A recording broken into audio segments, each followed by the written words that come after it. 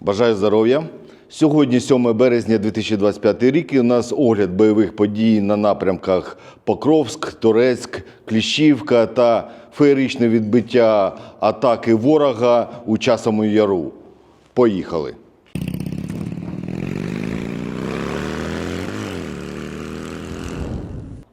Сьогодні у мене дуже гарний настрій, і не тому, що сьогодні дуже гарна погода, тепло, сонечко, просто супер.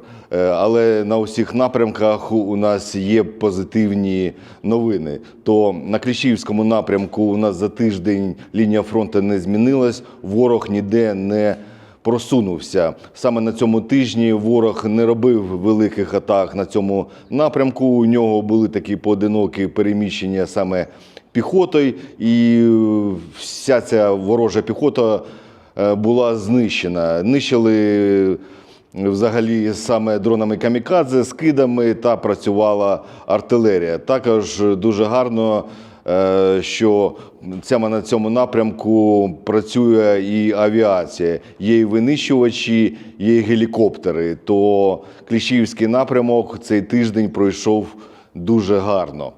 І саме цікаве на цьому тижні відбулося у Часовому Яру. Саме учора рано вранці, ще темно було, ворог почав дуже масштабну атаку, яку я ще не пам'ятаю, застосуванням важкої техніки. То ворог застосував 25 броньованої техніки, більшість це БМД, бойова машина десанту, та техніка з тралом для того, щоб розмінувати шлях. Якраз він наступав у зоні відповідальності 24-ї бригади, то 24-та бригада саме просто в хлам рознесла цю атаку, бо коли вони ще їхали, почали крашити цю техніку, вони переїхали через переправу, десь половина техніки, а техніку почали все одно знищувати саме артилерією та дронами камікадзе. Після того, як зрозуміли, що їх просто випалюють повністю, вони почали вже відкатуватись назад. Але случився затор саме на переправі від підбитої техніки, і вони просто залишились у Часовому Яру як у западні. То уся техніка була знищена, та, що вже переїхала переправу. Взагалі, з 25 ворожої техніки було знищено 16 БМД та знищено приблизно біля 30 чоловік піхоти. То я вважаю, що це дуже такий гарний результат. Ворог хотів нахрапом так кількістю взяти, але він просто не знав, що тут оборона стоїть саме міцна. Також і у самому Часовому Яру були позиційні бої, де наші Збройні Сили України відбили декілька будинків. То Часів Яр тримається.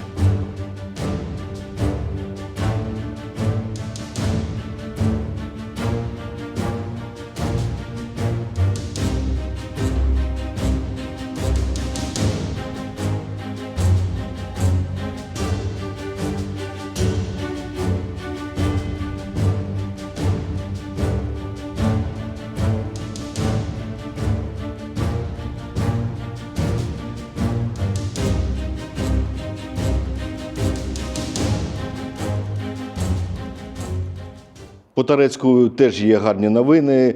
Там у нас була контратака, і Збройні Сили України зайшли аж до центру Торецька і намагаються відрізати декілька підрозділів, які ще залишаються по околицях з нашої сторони Торецька.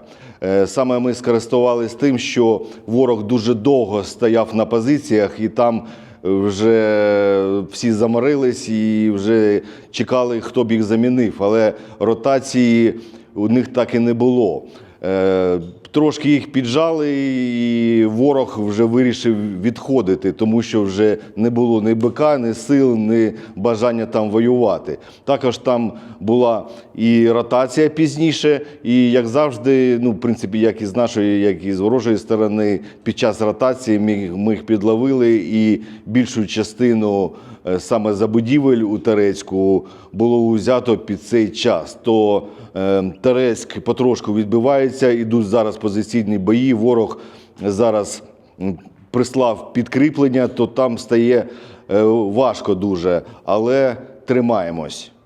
Покровський напрямок. Тут теж у нас гарні новини. Ворог за тиждень практично ніде не просунувся. Його навіть на цьому тижні відігнали більше від Удачного. Він пре все-таки у сторону Успенівки. Там його нищать просто десятками і сотнями.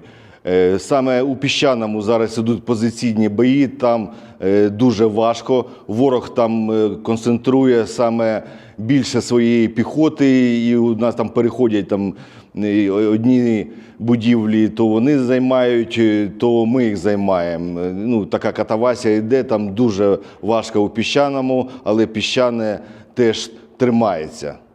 Ну, як бачите, попри того, що там США там кажуть, що нам прекратили поставки озброєння чи ще щось, у нас ще великий потенціал боронити нашу країну і нищити ворога все більше і більше. У нас достатньо ще і снарядів, дронів камікадзе, всього для того, щоб по максимуму вибивати ворога з нашої української землі. То хочу попрохати усіх допомагати більше, донатити Збройним силам України. Нагадую, що усі картки і банки у нас в описі під відео, бо ворог теж на місці не сидить, і він робить контратаки. Хлопці прохають мене компенсувати втрачені речі, там антени, зарядки і так далі, коли їх позиції розбивають. Коштів зараз трошки не вистачає, то прошу, там є банка на потреби солдатам. Накидайте туди трошки грошей, щоб можна там перший стрілецький батальйон мене прохає їм допомогти, щоб було з яких коштів усе купувати. А так, на цьому тижні дуже багато балачок було, коли Трамп зустрічався з Зеленським. Ну, суто моє бачення, наш президент гідно себе повів. Він показав, що ми не будемо стояти на цирлах і постійно цілувати руки тим, хто нам допомагає. Так, ми вдячні всім, хто допомагає саме Збройним силам України, саме Україні, для того, щоб ми перемогли ворога. Але не потрібно нагадувати, щоб ми там постійно дякували і не знаю, що ще робили, на колінах ще стояли і цілували ноги. Так, ми дякуємо, і ми, я вважаю, робимо спільну нашу працю по знищенню ворога, тому що Путін та Росія, вони на одній Україні, вони не зупиняться, якщо вони виграють. Тому і робимо спільну працю.